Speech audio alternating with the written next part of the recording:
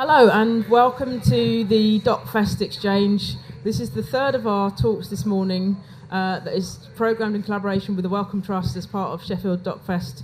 Wellcome Trust are a global charitable organisation, and we like to support creative people with ideas that are sometimes inspired by science. Today we have the honour of discussing the film National Bird, and Carol Nahra is going to be chairing the discussion from Docs on Screens, Sonia Kennebeck, the director, and Andy Miah, the professor from University of Salford, an expert in future media, and then Lisa Ling, who's a protagonist that features in the film. These conversations are intentionally quite short, so we get a bit of a conversation going, and there's an opportunity for people to ask questions. So I'm going to, without further ado, hand over to Carol, who's going to kick off the conversation. All right, thank you very much. I'm just curious, how many people have seen National Bird? A couple, okay. I think perhaps quite quickly we'll get into a clip of it to give a taste for it, but it's a fantastic film that's quite new, and I encourage you to see it or to see it in the Mediatek afterwards, which will be running in the Videotek, will it, in the next couple months for delegates. But it's a story of three American whistleblowers who are quite traumatized by the effect that their participation in the drone warfare program has had on the victims of whom they are bombing from thousands of miles away, effectively. And it's a very powerful, beautifully made film. I think actually because the time is so short, I think we'll kick off with a clip from it, and then I'll talk with Sonia and Lisa a bit more about it, and then we'll bring Andy in. Right, a powerful scene there featuring Lisa, who's with us. But Sonia, I'll start with you about, this is obviously a very timely topic for all of us, but what brought you to it in such depth? Because I understand you've been focused on it for some time. Yeah, I researched it for 3 years, and when I started out, I wanted to make a film about the drone war. But what I really wanted to do is to talk to people from the inside who had top secret clearances, who have been fighting the drone war, and then, of course, also the people who are in the target countries who are affected by drones. So I really didn't want to speak to, pundits and professors and researchers and, people who are sitting behind a desk, but the people who are really fighting this war. And that was a big challenge because everyone, including Lisa here, had top secret clearance. So, and they're going on the record in the film. They are not, some shadow on the wall. So I was working with lawyers, and we really had to walk the line because everyone's showing their faces in this film. Lisa, what was it? Can I assume that before you became a part of this, you did not maybe know that much about what is in fact a secret program? What was it like for you your growing realization of what you in fact were doing? Well, before you get on the other side of the wall, you really don't have any idea. And for me, I'm kind of a geek. And so before I found out what everything was connected and how everything worked, the equipment and it was just, it was like the drones are now, playtime. And once I found out exactly what was happening and how far and how much and how many people and just the quantities are astounding, and the realization that people on the other side of that wall, you all, the general public, had no clue, I wanted to definitely speak up so that we can decide. And Sonia's film, she came and she came up with, she had more data about the drone program that I had ever seen any civilian have. And when she came up to me with that and her idea for the film, that was a good way to be able to do it. I would like to add that, for the people who have not seen the film, just to understand the magnitude of the program, Lisa, after this little scene here, she's actually showing one of her commendation medals from the Air Force. And she worked on this DGS, distributed ground system, that is behind the surveillance system behind the drones for 2 years. And the medal said that she participated in the identification of 121,000 insurgent targets. And she actually says in the film, this is one person within a 2-year period. how many wars have we been at, how many years have we been at war now? Multiply, add up the numbers, and see what's really going on. Andy, I know that warfare is probably the cutting edge of drone development. Can you tell us a little bit about how it has evolved and how it has evolved within the arena of war? Wow. Well, I think one of the things I find interesting hearing what you're talking about is, in some respects, this film has currency because of what's happened outside of war in the last couple of years. We've seen this creation of a new civil aviation industry where you can now buy your drones on the high street, and they're incredibly powerful machines. So you might have seen videos of drones that have hand pistols attached to them that can shoot, drones that can do graffiti. There's a kind of interesting juxtaposition about this expansion of drone development within warfare, which has been significant over recent years, although it has been going for nearly 100, alongside this fact that we have so many people playing with drones now in the world around us. And I wonder whether people make that connection, whether in fact a film like this has additional currency because people are so aware of drones now being part of our world. And it's important to remember that these industries are intimately connected. So the biggest civil drone company in the world, DJI, is worth $10 billion. All the technology that underpins its drones and many other commercial developers come out of the military. So there's a big question about how we connect with what's happening in warfare and our celebration of it on a kind of day-to-day basis. And for me, it's been interesting to work in this field for a couple of years now, just to see the kinds of anxieties that emerge around that. So, for example, in the US now, there's a project called No Fly Zone, which will allow you to mark the GPS location of your house as a no-fly zone, and drone manufacturers will then prohibit their drones from flying within your territory. So conceivably, in a few years from now, when you buy your house, you might ask your estate agent, is it in a no-fly zone? People are getting very worried about this, I think, on a very personal level, because they feel that it's going to, well, as that clip said, explode the amount of data about us that operates in the world, but also potentially just invade our privacy on a day-to-day basis. I think we have one more clip, and I don't want to ignore it because I think it's good. Before we move on into the creative arena for drones, and we are going to be very quickly opening up for questions because, in fact, this whole session is quite short. So we will be taking those in a minute. But shall we roll the second clip, please? It's quite an extraordinary sequence, and for those of you who haven't seen the film, Lisa does, in fact, go to the other side of the world to find some of the targets of the drone war that she participated in. Lisa, what was that like for you? Well, the thing about drones and the question and the thing that makes it difficult is although they can take some really beautiful pictures, and I mean, they're amazing pieces of technology, and I love technology, the thing is that the humanity is taken away. So the only visuals and the only experience that I had with these people halfway across the world was in 2 dimensions. And people think that when you only see 2 dimensions that you have an idea of what's going on the ground. But what was going on the ground with these wonderful, amazing, with this just wonderful, amazing cultures that have been around so much longer than my own culture, was radically different than anything that could be understood looking at a screen.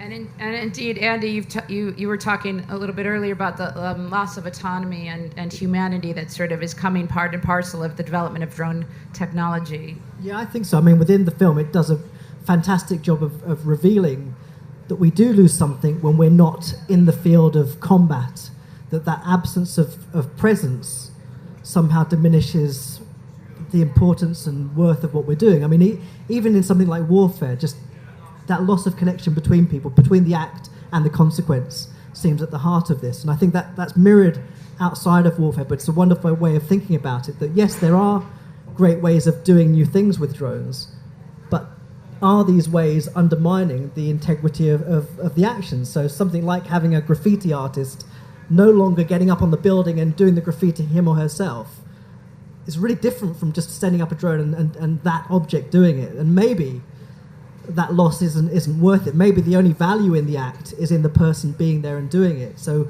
when you lose that connection, I think you lose a certain degree of humanity, but also maybe create all kinds of other moral problems for us as well.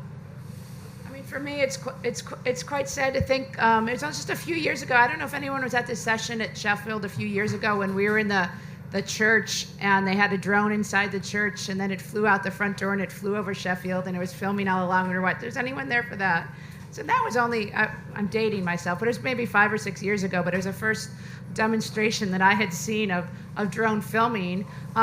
Lisa alluded to the fact that it does take pretty pictures, and indeed this film is filled with drone photography as well. How many people here are filmed with drones? Do films with drones? Yeah. I'd kind of like to shift the conversation a little bit over into that arena because we are all now used to seeing on our factual television a lot of use of drones and perhaps overuse of drone filming. But I'd like to talk about its use in terms of creativity and the arts. So I know, Andy, you've looked into this. Yes, so. The last couple of years I've been exploring the creative potential of drones. And it's funny because about the same time we started, the only artists really looking at drone technology were those that were pointing out the fact that drones are basically used in military contexts. And since then, we've seen things like the world's first drone film festival pop up in New York and now elsewhere in the world. There's now an annual prize called the Drones for Good Prize, which is in the UAE every year. And they're funding lots of really important work, things like mapping out biodiversity in regions. So there's a sense in which drones have become this force of good. Maybe it's because of that history of destruction and oppression that they represent, that now people want to kind of take back the technology and make it do something better.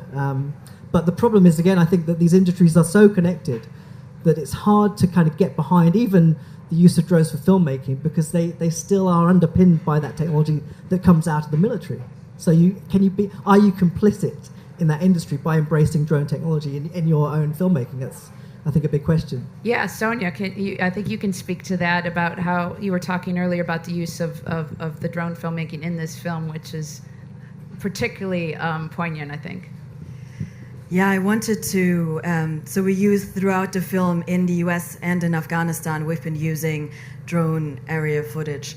And I thought about it for a long time because on the one hand, it makes sense to, make people feel and understand how it feels like to be, watched and you don't know who's watching you. But on the other hand, we are doing this intrusion to privacy and it's very intrusive, I think. We decided to do it, especially in the US, because we wanted to really have the audience understand how intrusive it is, and that's the feedback that we've been getting from people, that they come out and they say, oh my gosh, like that could have been my house that you're watching. I could have been living there. It's my backyard. And how did you even do that? Watching all these people we were filming on this pier where people are in a park, where people are just hanging out.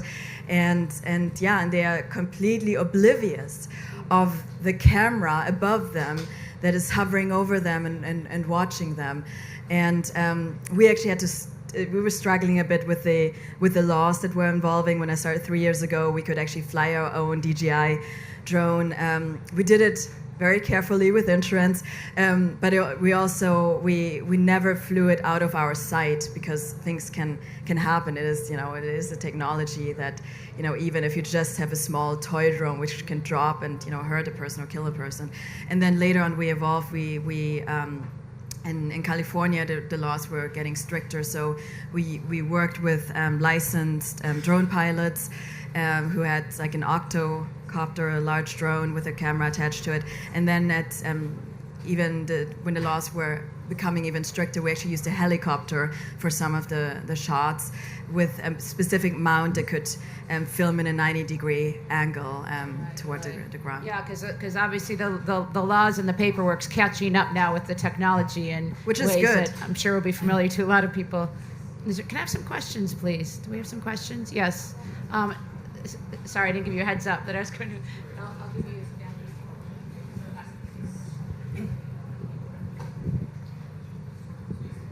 Thank you very much. I'm sorry I didn't get to see the film yet that this talk is about, but I know that when I was a kid and watched Terminator, you have these robots flying above and this whole idea of oppression from above from robots that can strike down at you, and obviously that's now unfortunately a reality.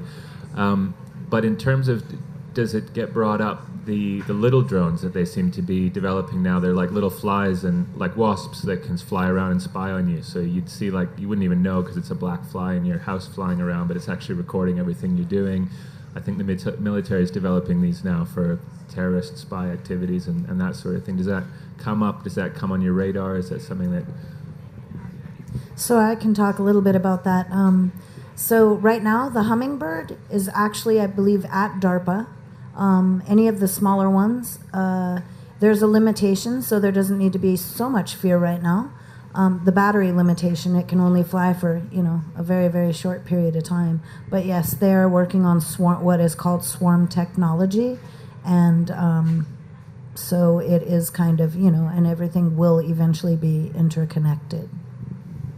I mean, it is interesting to see how drones are being used in all sorts of ways. So, I've heard really great examples of drones being used in journalism as ways of trying to get an understanding about what's happening. So in places where, you might have a government that claims there are 60,000 people at this rally, journalists have flown up drones and shown that it's been just 5,000 or 6,000 people and have documentary evidence that show really what's going on. So there is, I think, a sense in which these technologies can be about empowering people and doing more than just be sort of entertaining or beautiful filmmaking, but they do have a sort of social role. So it's a challenge. I think one of the things that's really interesting about it as a platform is it's incredibly collaborative. So the people I've worked with to develop drones have been from all sorts of disciplines.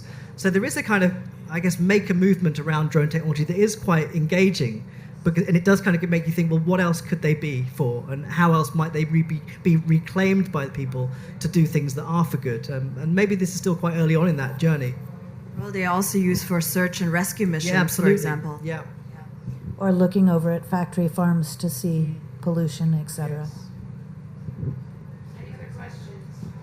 Yeah. Got one more, if no one else has one.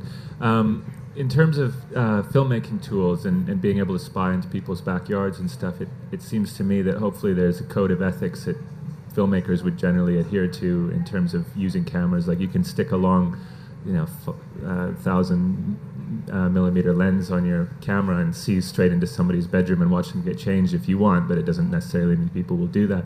And I used drones a bit on my film in Rio de Janeiro, flying over the favelas, and it was mainly to give the topography, which is really difficult. If you're inside a favela, you don't actually see the topography. So we used them in that sense, and we could have flown them over the gangs that were selling cocaine below us, and we probably could have got some interesting footage, and of course we didn't.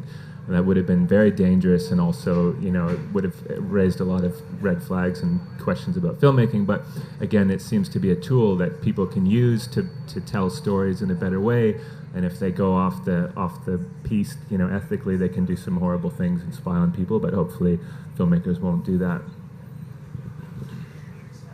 Well, I think it is very complex because if you have a drone above you, you don't know who's flying it. So how do you even, tell someone not to use your image? It can be, flown from anywhere. And so I actually think these no-fly zones over personal property are quite a good idea. And I think the restriction on the use of drones is a very good idea because it is incredibly intrusive. And as all of us are not just filmmakers, but we're also citizens. We're normal people. We have private lives, and I don't think that any of us would want to be watched sunbathing in the backyard. So I think it's important to actually establish these rules and regulations. Yes. A similar question, but to Sonia as a filmmaker and Lisa as a protagonist. When you approached the protagonists, what was your approach in terms of explaining what they were getting themselves into in terms of vulnerability and a duty of care as a filmmaker? And Lisa, what was kind of, I suppose, the true motivation for deciding to do this?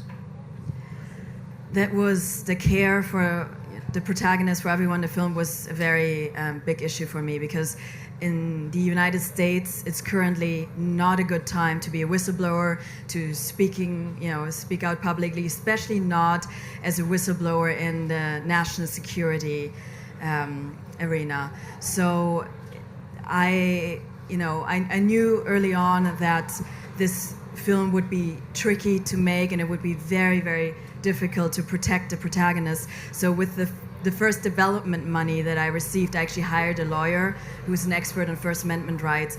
And I also made sure that all three of my protagonists in the film have their own lawyer, their own legal representation.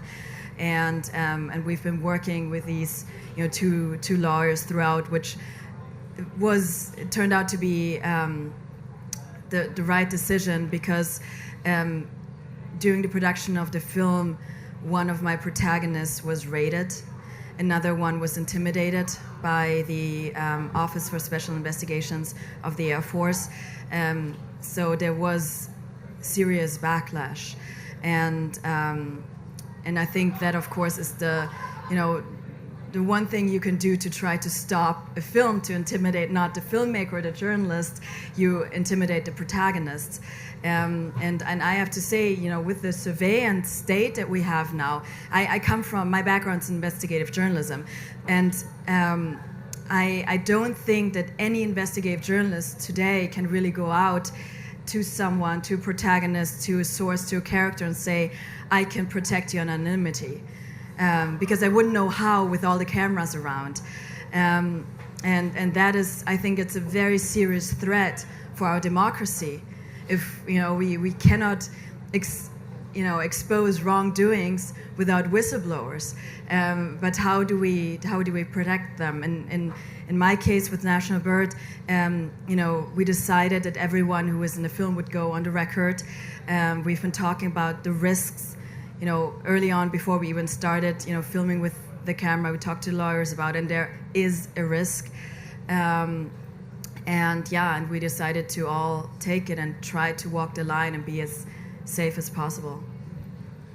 So for me, I understood the risks, and I knew that there was something that I wanted to do, because this can't remain a secret. I mean, it just can't. And I didn't reveal any classified information, in case anyone's listening. Sonia was very upfront. It took several days. I didn't just say, oh boy, I want to do this. And I'm not somebody who likes being in front of the camera. What I'm doing right now is something I just really, it's not my favorite thing to do, speak in front of people. But the thing about it is that we all, with the evolution of technology, walking around here in the UK and seeing how many cameras are everywhere, and knowing as a technical person that all of this will be connected at some point, the public really needs to know, so that we can all make an informed decision, not only about the artistic value of drones, not only about what they can bring to all kinds of different things, but about their lethality and the loss of humanity with any technology's use. We're going to have to wrap up in a minute, but before we do, I thought, Andy, I was wondering, can you I know you do some looking into our future. Can you talk us through the world in 5 years' time and 10 years' time with this technology? Well, if you actually look at the Civil Aviation Authority's manual on UAV operations, so how to fly drones, their 6th guidelines came out last April. And it covers more or less what's been in the guidelines for a number of years, but there's some appendices at the end of it that talks about future directions. The one area that I think is the most profound in terms of society and just how we live is the section that talks about higher authority autonomy. So at the moment, drones can be either manually flown or they can be pre-programmed to fly a certain flight path. The higher authority is where they have complete autonomy and they don't require any kind of human intervention at all. Examples of an application might be you have a drone out in the Antarctic, it has a charging base that it lands on, it goes off and flies a route, comes back down and lands, then decides where it flies next. The prospect of fully autonomous systems, of course, has implications for both the military, but also for our society, I think. And coming to terms with whether we're comfortable with that, but also what sort of world it might look like when that exists, I think is going to be mind-blowing. On that dystopian note, I think we're gonna have to call time. Thank you so much for your attention. Really appreciate it. And I think these guys are going to be around for a bit if anyone wants to talk individually with him. Can I thank the panel?